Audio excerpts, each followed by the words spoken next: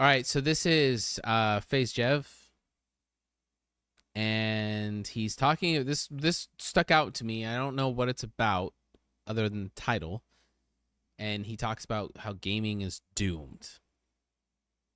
So we'll see what he has to say. All right, what's going on, guys? It's Jeff. We're back here over on some more Modern Warfare 3. Today we're just grinding a little bit. I don't want to play Stash House. Nope. Xbox today announced internally it is closing 4 Bethesda studios 3 years after acquiring the company Arcane Austin, Tango Gameworks, Alpha Dog, and Roadhouse. Yeah, people seem very upset at this. Xbox taking the EA route. Yeah, that's kind of what people were afraid of. See, I remember when I was growing up, I was always playing a whole lot of video games like my entire life. And I remember that my grandmother would always say like, oh, since you love video games so much, why don't you go and make them yourself, you know? Why don't you get involved with like the development and all that shit? As much as I love video games, I have no interest whatsoever of being a dev. Would I rather be a dev or work at a desk job at like some shit that just like doesn't even really matter? Passion versus no passion?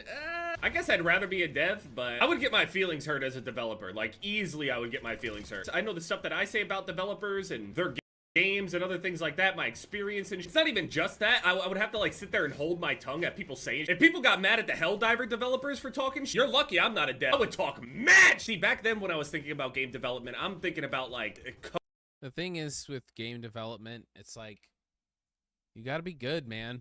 code, and it's not what you think it is. There's a lot more to it than Yeah. It's not just like, oh, I have a cool idea for a game and I'm just gonna talk and then the game's gonna happen and it'll be great. No, you have to understand.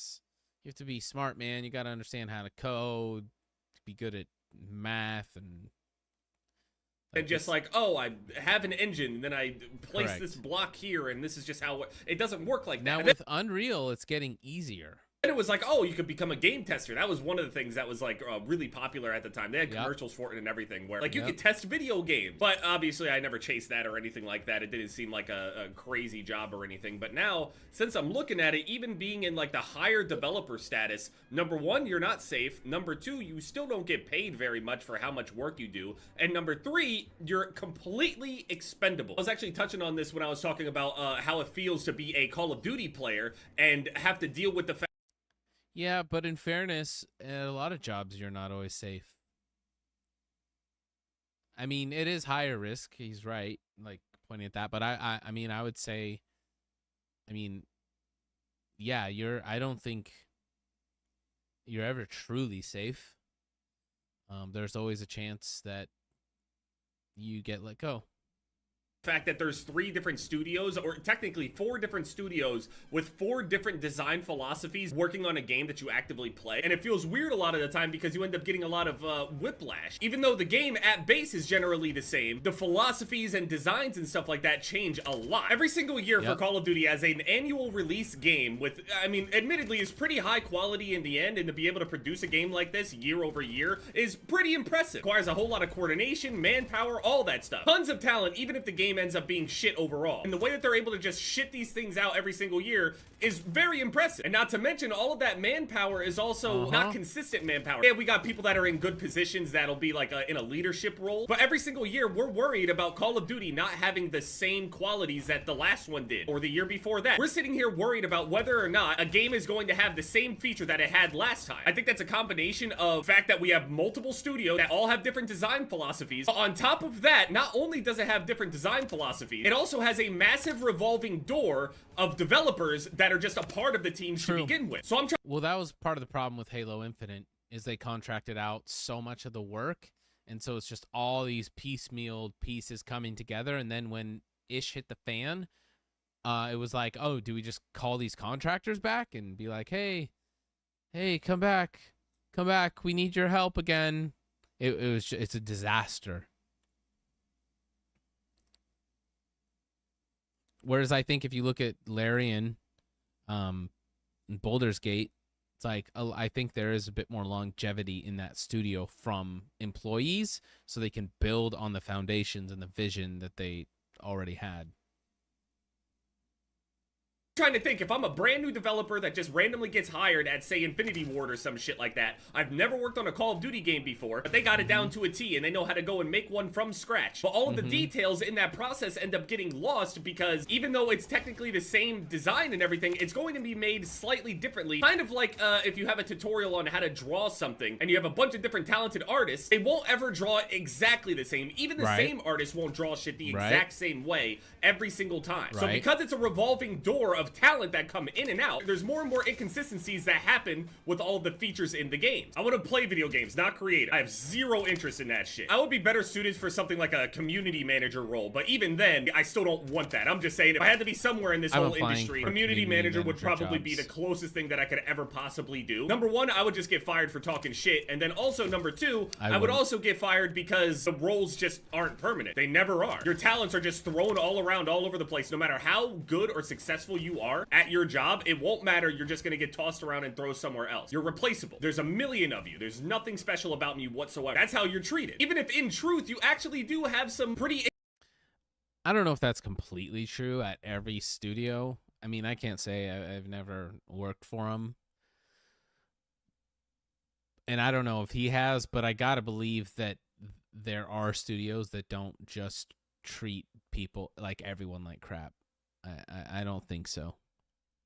Exceptional skills that are I think he's generalizing special. Too much they don't there. see it. They don't care. It doesn't matter. Shit is absolutely miserable. They want to shoot down all my streaks so quickly. It's disgusting. Whenever I get into a sweaty lobby, there's just no way that my streaks just never survive. So I think I'm actually going to change these. I don't know what to change them into, though. I could go back to the whole remote turret. Obviously, I could go with the Wheelson, but the Wheelson is so cheese. It's not cool. The gameplay's terrible. It's just, yeah, nah, I don't like it. Go with the cluster mine, but the cluster mine really only benefits mostly on shipment. I mean, it works on all these maps, I guess, but I could go UAV, counter UAV into Leon, remote turret, and that's it. But I might get less kills. So, for example, one of the studios that actually did really well in recreating the Tony Hawk Pro Skater 1+2 game. The Tony Hawk games have lost their identity ever since, like, I don't know, like Project 8 or so. They tried to follow Skate when they should have just stuck to their own arcadey thing instead of trying to follow Skate with the whole, like, slow motion and, like, try to have some realism in the skateboarding or whatever. Even though we know ultimately Skate is not necessarily Tony Hawk 1+2 was freaking one of the best games remakes ever. Love that game so much. Necessarily realistic either, but like the way that the buttons feel and respond and just the way that it is, Tony Hawk games were considered arcadey, whereas Skate games were considered a little bit more on the realistic side. It's not a bad thing to be arcade or a bad thing to be a realistic or anything like that, but basically for years Tony Hawk games ended up losing their identity overall with the way that the just arcadey elements of everything completely function. And they finally ended up being able to find a group of developers that actually made a real arcade Tony Hawk game, and then that whole team got disbanded to make fucking, I'm sorry, but they got disbanded to make fucking Crash Bandicoot. I'm sorry, I don't give a fuck about Crash. They closed the whole studio to move them over and smush them into some shit that develops. Yeah, that was really sad. It's like Spyro the Dragon and shit. Fuck off. Now, they didn't lose their jobs or anything like that, but clearly the people that ended up working on the Tony Hawk Pro Skater remakes knew what they were doing and had a passion for it. And now those people that actually have the formula, that know and understand it, they no longer are even put on a team anymore that is even interested in making some shit like that again. So it's gone. Basically, once they closed that, really I had so much hope that they would end up actually bringing the classic Tony Hawk feel back. They finally captured that lightning in a bottle again, and then they just disband that whole team and put them elsewhere to work on some shit that they're not even half as passionate about. You could put down a cookbook in front of two people. He's right, man. It was lightning in a bottle, and I think the potential was there. I think a lot of people were playing Tony Hawk, but tell them to go and make the same exact thing, follow it completely to a T, and somehow in the end, you will still end up tasting these small little differences between the way that the people made them. You can make them identically, and somehow in the end it will end up tasting worse. I feel like that's how video games are as well. Just most creation processes. You can have everything down on a list for all the developers to go and follow everything that was like the most popular shit in all of the Call of Duties, the most well-approved, most well-liked thing. They still won't be able to produce it the same exact way that they did before. And you could argue that that's just them trying to innovate or something like that, but in truth, it's not. Like with how slide canceling would be different, or how field. It's such a small little thing, and it seems simple, but for some reason, it feels completely different from year to year, and on other games that on paper react the same way. That's how it is with developers whenever they're making games. There's like this touch of nuance to the way that a game feels other than saying what is happening just down on paper. And this whole industry is just a revolving door of people just getting used and then tossed out, thrown somewhere else. Your talents are just shifted and thrown all over the place. You can never really get comfortable, and even if you do well, some people be like, oh, well, just make good games. Make a successful game. They have. We just watched entire teams that made potential Game of the Year contenders and award winners get laid off / split into a different completely. Just because it's a good game doesn't mean that it's making a ton of money, and doesn't mean that a lot of people are playing it. So Hi-Fi Rush, people are saying, you know, they did everything right. Blah, blah, blah. It's like, well, yes, but also if it would have been a cash cow for the company, they wouldn't be getting cut right now. So yes, it's good, but it's not it's just not good enough, right? So just purely take emotions out of it, business perspective. If Hi-Fi Rush is a cash cow, like everyone says it, or, you know, everyone says it's so great and all this stuff, if it truly is that, they wouldn't cut it. But there's something there, and my guess is in the numbers and the money, it wasn't bringing in money. And, you know, say what you want about the state of the game industry, live service, blah, blah, blah. That's a whole nother discussion. But the reality is it's not bringing in the money. Different genre of games where those people's talents won't even be recognized in the whatever project they're working on now. And the more money that got into this industry, the worse it's gotten. Not even just like talking about battle passes or something like that. I mean down to like just the way that the games and even how the developers feel when they're making the game. There's just That's true. I think he's right. It's way less passion in this shit, I swear. Like, indie devs are the only people that you feel like there's actually. No, I think there's passion in the developers of big studios too, but they've gotten so big, right? It's gotten so big. There's so many people, so much red tape that these big companies, they just get in their own way, and they can't be nimble. They can't pivot, and they're just bogged down. And so, yeah, no, I think it's pretty you're generalizing to say that, like, let's say use Blizzard.